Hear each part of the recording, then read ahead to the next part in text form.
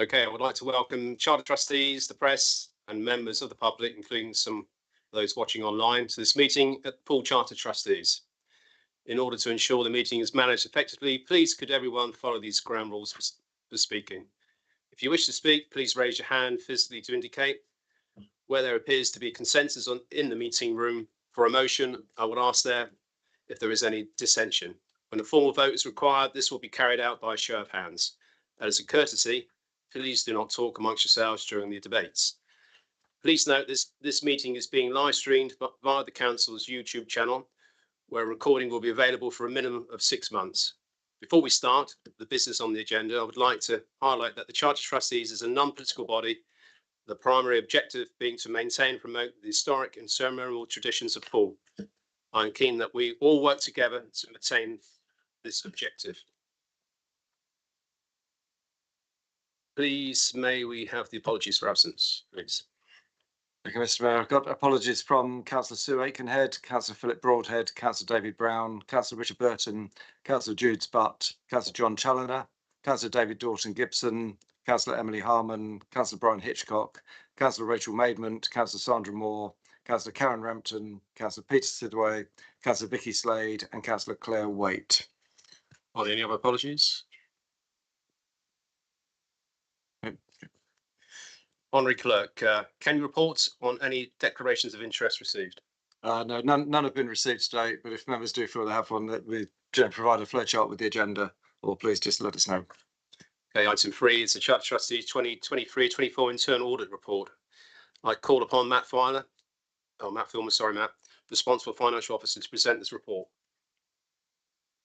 Thank you, Mr. Mayor. Good afternoon, Charter Trustees. So there's 3 agenda items tonight. The final agenda item is the sign off the annual governance and accountability return, which we've got to have statutorily signed off by the end of this month. There's 2 reports that feed into that AGAR, I'll refer to it as, document. The first one is the internal audit report that was carried out by BCP Council staff. That's agenda 1. I won't go over any of the details of the findings, other than just to highlight there was one high priority finding as part of that internal audit report, which was the asset verification check that we have to do every year, and that wasn't carried out, in part because the elections and staff and councillors been on hand to carry that verification out. I'm going to stop on that agenda item, but obviously happy to take any questions on internal audit report. Thanks, Mr. Mayor. Yeah, I'm slightly confused about that, because I thought there'd been an asset verification check earlier on this year, and I remember volunteering, but there were enough people to do that already, and something took place because members commented on some of the things they found.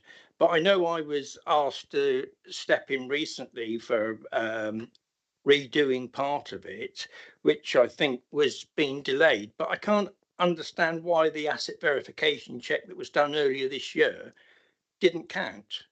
Yeah, it just kind of slightly puzzles me, that does.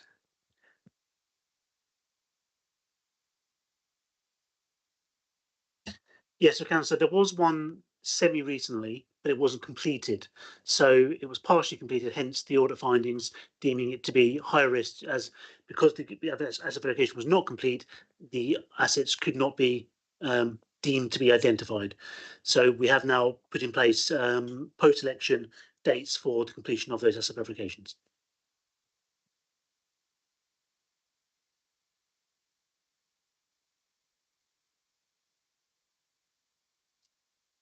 Yeah, Councillor Hull, sorry, Mark. Yeah.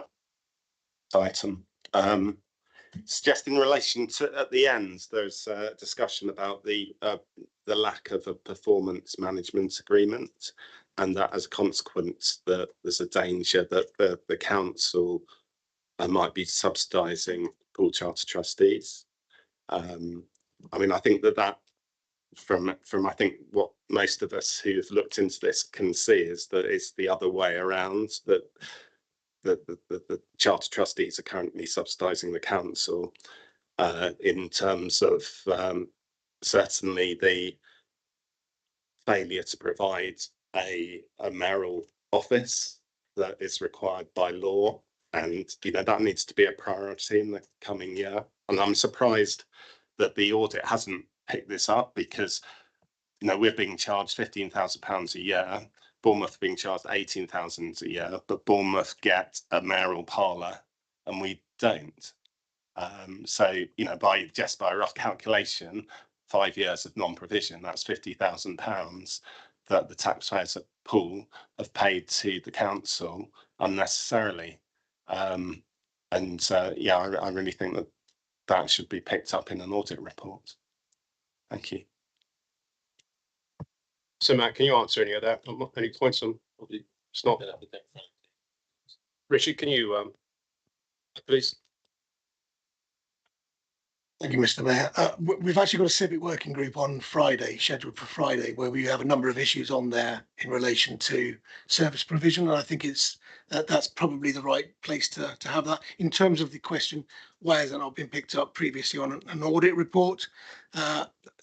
The auditors carry out their reviews and haven't identified that as a particular risk previously. Yeah, I mean, I think this may be, it seems to me, a bit of a weakness in the process that councillors aren't invited by the auditor, or charter trustees aren't invited by the auditor to submit comments in advance of the audit, because otherwise, the council's really auditing itself at the moment, which is never a great place for an organisation to be.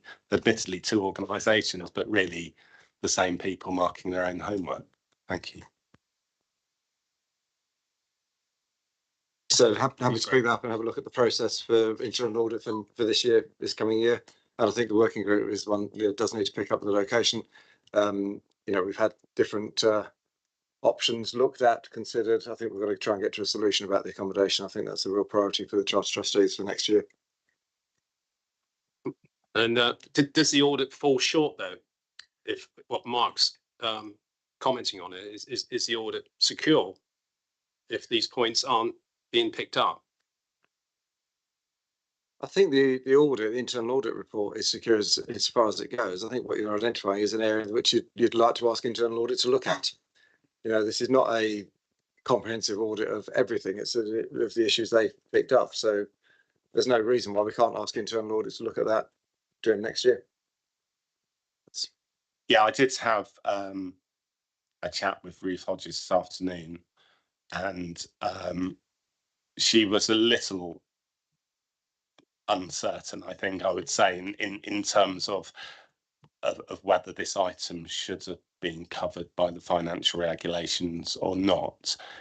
It would seem strange to me that a £50,000 financial gap in that respect wouldn't be covered by the financial situation. But I think in the context of this meeting and previous meetings that have not addressed this, and in the interest of moving forward, perhaps we should just approve this, but it does need to be recognised, and I'd like it recorded in the minutes that this is an ongoing issue that I believe trustees are concerned about.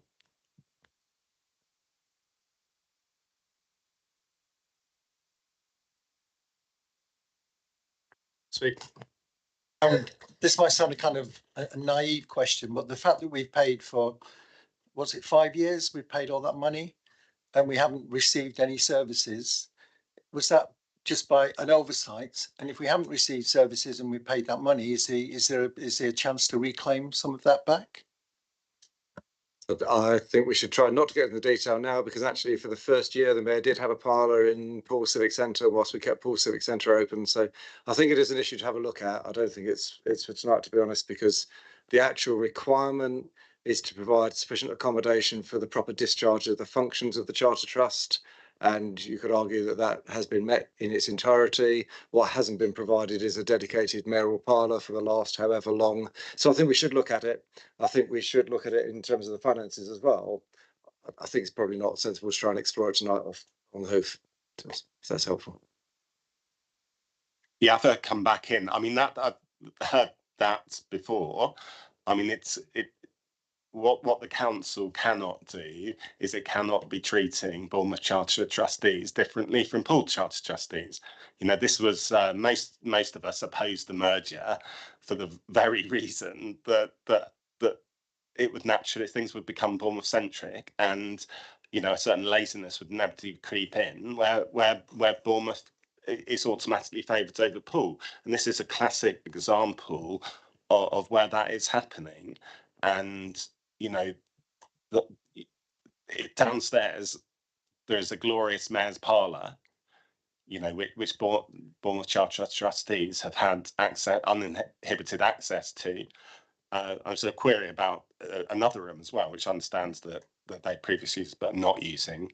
You know, but it, you know, it's just not good enough to say, or even suggests, I think was being done there, that we might not, that the council might not need to provide a suitably historic and you know, grand's the wrong words, but suitably appropriate parlour for the mayor to carry out the duties. And it has been always considered and practiced that there is a mayor's parlour, and the mayor's parlour has as one of its purposes to entertain people and to accept small groups from schools, etc. It's a key part of maintaining the civic function, and you know, it needs to be addressed this year. Yeah, thanks, Mark. I think you hit the nail on the head there. I think the parlour is the core of the Charter Trustees. I think that's where we can be open, honest, and branch out. To be without that is totally wrong. I think people in this room have heard what we've got to say, and I think we've got to press on. We cannot carry on as we are. I think that's agreed by all. It's just that we're not doing anything. So I think it's about time that we stepped up, and we're happy to press on now. Mark, happy? Yeah, everybody? It's on the agenda for the working group on Friday. Yeah. Okay, so we have got a working group on Friday. Is that an open? It'll be the working group is that's nominated through the Charter Trustees. Okay. Yeah. Okay.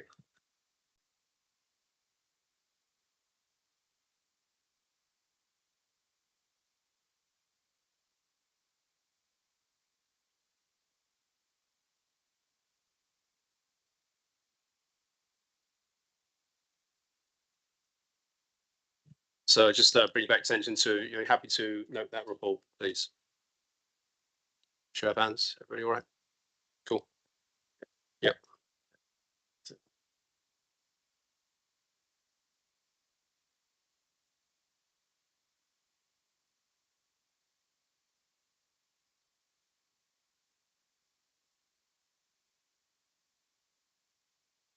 Start that again. We now move to the supplemental report published as agenda item 5, which I have agreed to be published in order to provide additional context to agenda item 4. I call again on Matt Filmer, responsible financial officer, report to present this report. Thank you, Mr. Mayor. And apologies, this is a supplementary item that came in quite late. Traditionally, we would have had this agenda item preceding the AGAR, and it's quite important that you see it before you sign off the AGAR return. I'm happy that we take it to the July meeting for more of a deep dive, if that potentially is happy. But just to inform the Charter Trustees that we underspent again the budget of just over 22,000.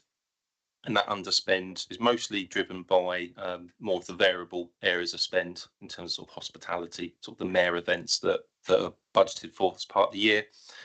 And that underspend has been added to the opening reserve balance, which we started the year with just over 134,000, and we end the year just over 136,000. And the reason why it hasn't gone up 20,000 is a large portion of the budget for 23-24 was to be supported by reserves. So it's just the difference between that. And that's set out in Appendix A, although the detail to that outturn. So I'll stop there, Mr. Mayor. Be taking any questions. Yes, does anybody want to ask any questions on that? It's been a bit late coming in. Does anybody? Yes, sir. It's not actually a question, but I think that executive summary on the front of this item, I assume this is the one we're talking about, it's totally misleading to say that 22,000 odd has been added to the reserves of 134 and it makes 136. I mean, thousand. I mean, it's nonsense. It needs more.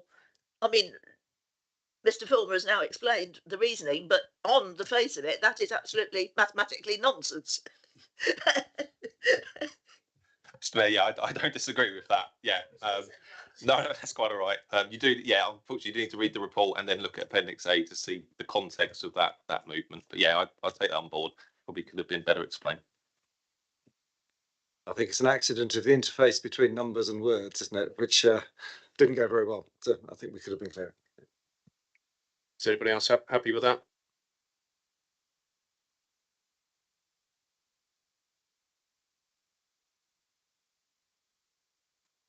Happy with that report, everybody? Yes. Sorry, because it wasn't printed out, I've suddenly realised that the outturn is digital. So just having a run through. I remember when we last met a couple of times ago, we talked about the overheads for staffing recharges. Can I just confirm if they've been included now? Can you come in on that? Mr. Mayor, could I just clarify what you mean by that? Because I mean, the Charter Trustees have always been charged a fixed amount for salaries in regards to the staff that support, which is set out as part of the budget for 23-24. So just to clarify, previously it was salaries, pension and NI, but we have spoken before, I think in a working group, about any additional overheads, for example, use of our HR department, you know, those kind of things that contribute towards staff. Thank you. For you, Mr. Mayor, that's been baked into the 24-25 budget, but it wasn't part of this 23-24 budget, so it hasn't been included as part of the charge that went through.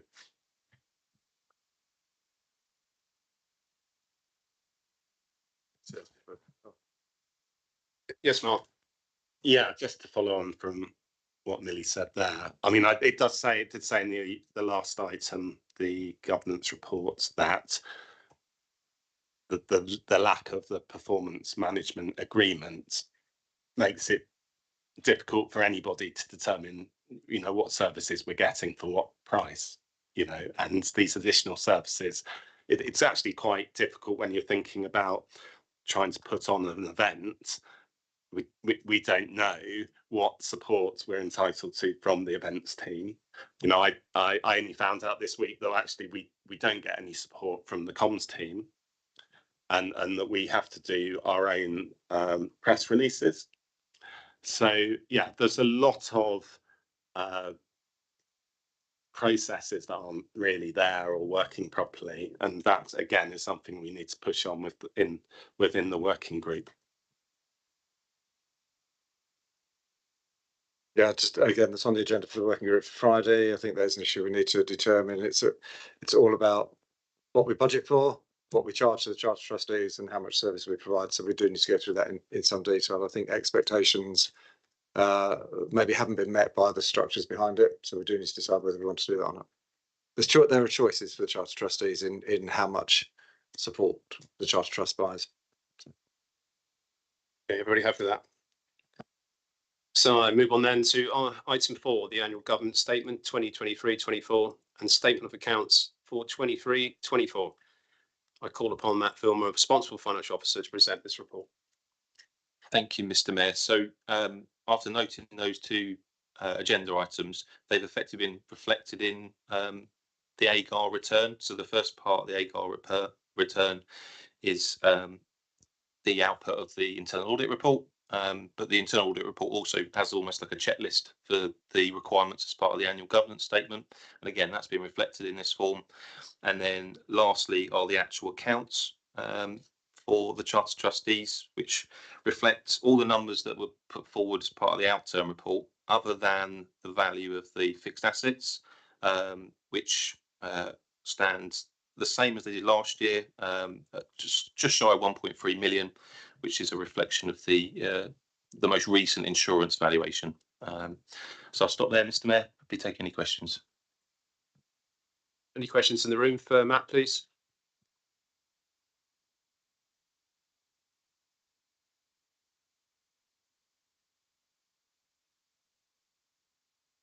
So that concludes the meeting.